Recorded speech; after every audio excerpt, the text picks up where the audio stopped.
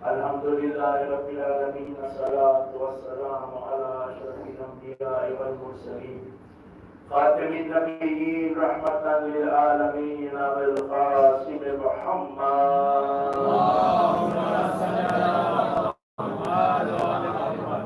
الحمد لله الذي جعلنا من المتمسكين بولاية أمير المؤمنين علي بن أبي طالب. اللهم صل على محمد وآل بيته الطيبين الطاهرين المعصومين المظلومين، لعنة الله على أعدائهم أجمعين من اليوم عداوة إلى قيام يوم الدين. بسم الله الرحمن الرحيم. رب اشرح لي صدري ويسر لي أمري واحلل عقدة من لساني ويفقهوا قولي. بسم الله الرحمن الرحيم. وفوض أمري إلى الله إن الله بصير بالعباد. بسم الله الرحمن الرحيم. قال رسول الله صلى الله عليه وآله وسلم: الحصول العلم من المحد إلى لحد. صلوات. اللهم صل على محمد وآل محمد. رسول گرامی ختمی مرتبت حضرت محمد مصطفیٰ صلی اللہ علیہ وسلم کی مشہور و معروف حدیث مبارکہ ہے کہ جسے تمام اکثریت کے ساتھ مورخین نے اپنی کتابوں میں رقم کیا ہے. آپ ارشاد فرماتے ہیں کہ علم کا حاصل کرنا گہوارے سے لے کر لحد تک ہے. علم کا حاصل کرنا انسان کے لیے بے حد ضروری ہے، کیونکہ انسان اور حیوان میں فرق علم ہی سے ہوتا ہے. علم ہی کی بنیاد پر انسان اور حیوان میں فرق کیا جاتا ہے. انسان نما حیوان ہوتے ہیں وہ جن کے پاس علم نہیں ہوتا، اور جو علم حاصل کر لیتے ہیں وہ انسان ہیں. چونکہ پروردگار عالم نے انسان کو پیدا ہی اشرف المخلوق کیا ہے، تو اس کی فطرت یہ رکھی ہے کہ وہ علم کو حاصل کرتا ہے. علم حاصل کرنے کے لیے مدرسہ، اسکول، یونیورسٹی کوئی ضروری نہیں ہے، بلکہ انسان میں اگر جستجو ہو اور وہ علم حاصل کرنے کی جستجو کی جائے تو کسی بھی عالم دین سے کہیں سے بھی علم حاصل کر سکتا ہے. مگر علم حاصل کرنے کے بھی کچھ عقائد ہیں، علم حاصل کرنے کے بھی کچھ شرائط ہیں. علم حاصل اسی سے کرو کہ جو اہل بیت کے در سے علم لے کر آپ تک پہنچائے. علم حاصل اسی سے کرو کہ جس نے در علم کو اپنا سب کچھ مانا ہو، جو ولایت امیر المومنین کو مانتا ہو، اسی سے علم حاصل کرو. ورنہ آپ کو وہ ایسا علم سکھائے گا کہ جس سے آپ انسان بننے کی بجائے حیوانیت کے نیچے طبقے میں چلے جائیں. صلوات پڑھے محمد وعلی محمد. اور ماشاءاللہ سے جو مجمع یہاں موجود ہے، ان میں ان باتوں کا تذکرہ کرنے کی ضرورت نہیں ہے، لیکن آپ کی یادوں کو تازہ کرنے کے لیے کچھ آپ سے گزار کر رہا ہوں، اور وہ کچھ باتیں جو شاید آپ تک نہ پہنچی ہوں اور مولا امام زمانہ میرے ذریعے پہنچانا چاہتے ہوں، اس کی کوشش کر رہا ہوں. ہمارے علم حاصل کرنے کا دور تو شکم مادر سے شروع ہو جاتا ہے، بلکہ یوں کہوں کہ ہم جب اپنے باپ کے صلب میں ہوتے ہیں تبھی سے ہو جاتا ہے، کیونکہ ہمارے والدین وہ ہیں کہ جو بنا نام علی لیے کچھ کرتے ہی نہیں. جہاں ہر کام بسم اللہ الرحمن الرحیم سے ہمارے پاس شروع ہوتا ہے، وہیں یا علی مدد بھی کہا جاتا ہے. ہم صرف مشکل میں علی کو نہیں پکارتے، بلکہ ہم بیٹھتے اٹھتے سانس لیتے ہوئے یا علی کہتے ہیں. بلکہ ہمارا تو ماننا یہ ہے کہ ہمارے دلوں کی چلتی ہوئی دھڑکنیں ہر دھڑکن پر یا علی کہتی ہے. صلوات پڑھے محمد وعلی محمد. گرامی جب رسول اکرم نے یہ حدیث مبارکہ ارشاد فرمائی ہے کہ علم کا حاصل کرنا پیدائش سے لے کر لحد تک ہے.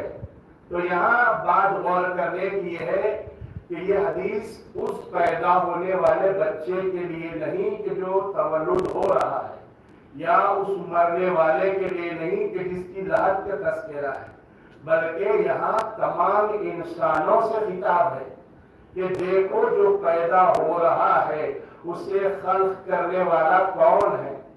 دیکھو جو دنیا میں آ رہا ہے تو دنیا میں آنے کے بعد اس میں جو تغیرات پیدا ہوتی ہیں ان تغیرات کا لانے والا کون ہے. جس طرح انسان میں تغیرات ہیں اسی طرح انسان تک پہنچائی جانے والی غذا میں بھی تغیرات.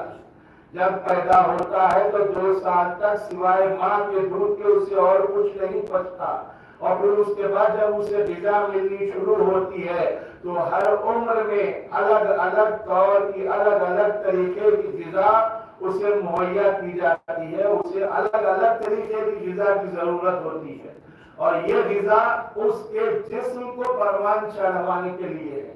لیکن جو غذا روح کو پروان چڑھانی ہوتی ہے اسے حاصل کرنے کا نام علم کا حاصل کرنا. سروت پڑھے محمد اور اس علم کو حاصل کرنے کے لیے بڑی تاکید کی گئی ہے، اور علم میں سب سے پہلا علم وہ علم ہے علم اخلاق، جو بچے کو گھر سے ملتا ہے، گھر سے سکھایا جاتا ہے. اگر خدا نخواستہ کوئی گھر ایسا ہو تو جس میں بد اخلاقی ہوتی ہو تو پھر وہ بچہ بد اخلاقی ہی سیکھے گا، اور باہر نکل کر جن میں اٹھے گا بیٹھے گا انہیں بھی بد اخلاق بنا دے گا. تو ظاہر ہے پہلے اخلاق گھر سے سکھائے جائیں. اس لیے ہمارے پاس جب بچے کو اپنی انگلی تھما کر چلنا سکھایا جاتا ہے تو یا علی مدد یا علی مدد یا علی مدد کہہ کر چلنا سکھایا جاتا ہے. صلوات پڑھے محمد اور جیسے جیسے اسے شعور آتا جاتا ہے تو مائیں اسے کربلا کا تذکرہ سناتی ہے، جناب زینب کا تذکرہ سناتی ہے، امام حسین کا تذکرہ سناتی ہے، مولا کائنات کی شجاعت سناتی ہے. اس میں بچہ پروان چڑھتا ہے. اب جب وہ شعور کو پہنچ جائے تو پھر اس پر لازم ہے کہ علم سیکھے. اپنے آپ کو جس طرح اس کے والدین نے اسے پروان چڑھانے میں کوشش کی اور اسے جتنا بھی علم ان کے پاس تھا اسے دیا، اب اس کا یہ کام ہوتا ہے کہ وہ اس چیز کو پروان چڑھائے، اس علم کو پروان چڑھائے جو ابتدائی دور میں اسے دیا گیا ہے. اگر وہ اس کو پروان چڑھانا چھوڑ کر دنیا میں لگ جائے تو پھر اس کی زندگی کامیاب نہیں ہو سکتی. اسے ہمیشہ یہی سوچنا پڑے گا، یہی چاہنا چاہیے کہ اسے جو اس کے ماں باپ نے اس بچپن سے سکھایا ہے اسے پروان چڑھائے. اسے جو اس کی گٹی میں علم ڈالا گیا ہے اس علم کو کبھی نہ بھولے، اور اس علم کو اپنی کسوٹی بنا کر اپنی زندگی گزارے. عزیزان گرامی، علم کی بے انتہا تعریف ہے، علم بے انتہا ضروری ہے. جب علم اتنا ضروری ہے تو پھر عالم کیسا ہو کہ جس نے اس علم کو لوگوں تک پہنچانا ہے. عالم کا بھی بہت بڑا مقام ہے، عالم کا بھی بہت بڑا درجہ ہے. عالم کے لیے بھی مولا متقیان امیر المومنین علی ابن ابی طالب علیہ السلام سے منقول کئی احادیث ہیں. آپ کی خدمت میں حقوق علم، حقوق عالم کے لیے مولا نے جو ارشاد فرمایا، جسے شیخ صدوق نے اپنی کتاب الفصال میں لکھا ہے، پیش کرو. اگر آپ کی توجہ میری طرف ہو تو ایک بآواز بلند صلوات پڑھیں.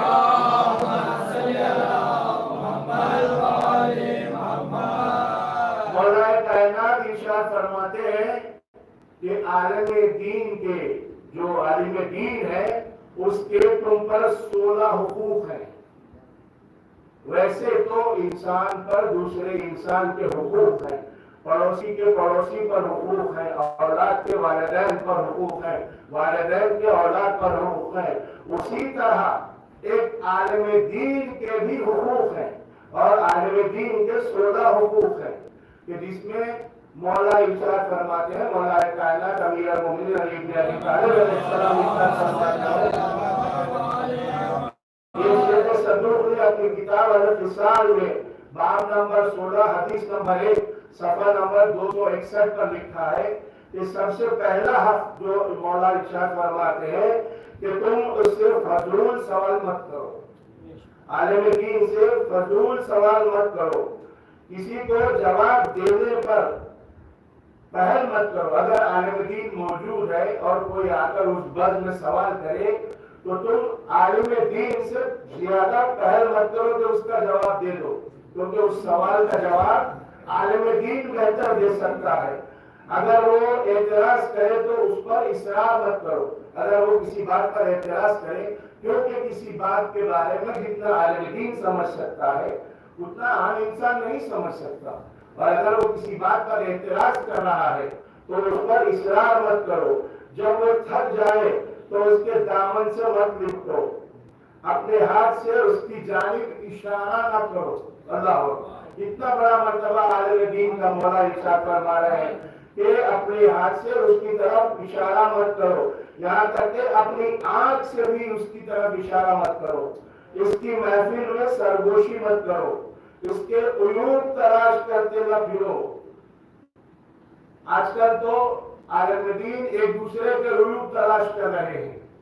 اگر یہ مولا کا قول پتا ہو کہ عالم دین عیوب عالم دین کے عیوب تلاش کرتے مت پھرو، یہ عام انسانوں کے لیے ہی نہیں بلکہ ہر ایک کے لیے ہے، تو پھر اگر عالم دین ایک دوسرے کے عیوب تلاش کرے اور سوشل میڈیا پر وہاں پر کہ جہاں یہود و نصارہ بھی ہے، جہاں دوسری قوم بھی ہے، ایک دوسرے کے عیوب کو پھیلاتے جائے تو پھر اس قوم کا مذاق ہو جائے گا، دوسری قومیں اس کا مذاق اڑانے لگے گی۔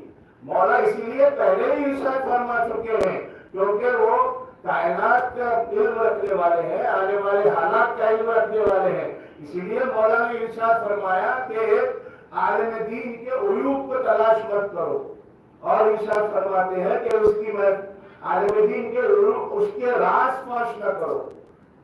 ایسے تو عام انسان کو حکم ہے کہ ایک دوسرے کے راز فاش نہ کرو۔ ایک واقعہ ہے جو شب معراج کے بعد گزرا تھا کہ رسول اللہ مسجد سے باہر تشریف لا رہے تھے، رسول اللہ کے ہمراہ اصحاب موجود تھے، جس کے ساتھ مولا کائنات بھی موجود تھے۔ رسول اللہ کو جبرائیل نے ایک لباس لا کر دیا اور ارشاد فرمایا کہ پروردگار نے یہ آپ کے لیے لباس بھیجا ہے۔ رسول اللہ نے بغور اس لباس کی طرف دیکھا اور اس کے بعد اپنے خسر جو رسول اللہ کے دامن میں ہی بازو میں پھیلے تھے، آپ نے ان سے کہا کہ اگر یہ لباس میں تمہیں دے دوں تو تم کیا کرو گے؟ تو انہوں نے کہا کہ یا رسول اللہ، میں اس لباس کو پہن کر باطل کو ختم کر دوں گا، اس لباس کو پہن کر جو فاسق و فاجر ہیں، جو گناہگار ہیں، ان کو ختم کر دوں گا۔ پھر اس کے بعد جو سلسلے میں دوسرے ہیں ان کی طرف دیکھا، ان کو دیکھ کر کہا اگر میں تمہیں یہ لباس دے دوں تو تم کیا کرو گے؟ تو انہوں نے بھی ایسا ہی جواب دیا کہ اگر آپ یہ لباس مجھے دے دیں گے تو میں اس لباس کو پہن کر دنیا میں عدل و انصاف رکھ دوں گا۔ پھر اس کے بعد تیسرے کی طرف دیکھ کر کہا کہ تمہیں اگر یہ لباس عطا کیا جائے تو تم کیا کرو گے؟ تو انہوں نے اس لباس کی طرف دیکھ کر کہا کہ یا رسول اللہ، اگر یہ لباس آپ مجھے عنایت فرمائیں تو میں اس لباس کو پہن کر ہر گنہگار کو قتل کر دوں گا اور انہیں ایسی موت دوں گا کہ آنے والی نسلیں گناہ کرنے کے لیے سوچیں۔ پھر مولا متقیان حضرت علی ابن ابی طالب علیہ السلام جو حق بجانب نائب رسول ہیں، رسول اللہ نے ان کی طرف دیکھا اور کہا یا علی، اگر میں آپ کو یہ لباس دے دوں تو آپ کیا کریں گے؟ تو مولا نے بڑا خوب جواب دیا. مولا کائنات نے کہا کہ یا رسول اللہ اگر آپ یہ لباس مجھے عنایت کریں گے تو میں اسے زیب تن کر کے لوگوں کے عیوب کو چھپاؤں گا. رسول اللہ نے کہا کہ یہی اللہ چاہتا ہے. اللہ لوگوں کے عیبوں کو ظاہر نہیں کرواتا. اگر لوگوں کے عیب اللہ ظاہر کرنا شروع کر دے تو دنیا میں کوئی نہیں بچے گا. صلوات پڑھے محمد والے محمد. اسی پر مولا نے ارشاد فرمایا کہ اس کے راز فاش نہ کرو, اس کے سامنے کسی کی غیبت مت کرو, اس کے سامنے اور پیٹھ پیچھے اس کی حفاظت کرو. یعنی اس کے سامنے بھی اس کی حفاظت کرو اور اس کے پیٹھ پیچھے بھی اس کی حفاظت کرو. اور ارشاد فرمایا اگر اسے کوئی ضرورت پیش آئے تو دوسروں سے پہلے تم خدمت کے لیے اقدام کرو. پھر فرمایا کہ اس کی طویل گفتگو سے پریشان مت ہو. اگر وہ تمہارے درمیان طویل گفتگو کرتا ہے تو اس سے پریشان مت ہو. ایک عالم اگر طویل گفتگو آپ کے درمیان کرے گا تو پریشانی کا باعث کیوں ہے؟ کہ جیسا آج کل چرچا چل رہا ہے کہ بڑی بڑی لمبی لمبی مجلسیں ہو رہی ہیں, 1.25 گھنٹہ پڑھے, 45 منٹ پڑھے, اور بھی مجالس ہے, ان کا کیا ہوگا؟ یہ درس حسینی ہے. مجالس وہ مقام ہے حسین کا دیا ہوا, زینب کی دی ہوئی وہ فرش عطا ہے کہ جس سے ہم اپنی زندگیاں سنوارتے ہیں, ہم اپنی آخرت سنوارتے ہیں. اگر مجلس سے نہ پہنچایا جائے تو پھر کہاں سے پہنچایا جائے گا؟ صلوات پڑھے محمد والے محمد.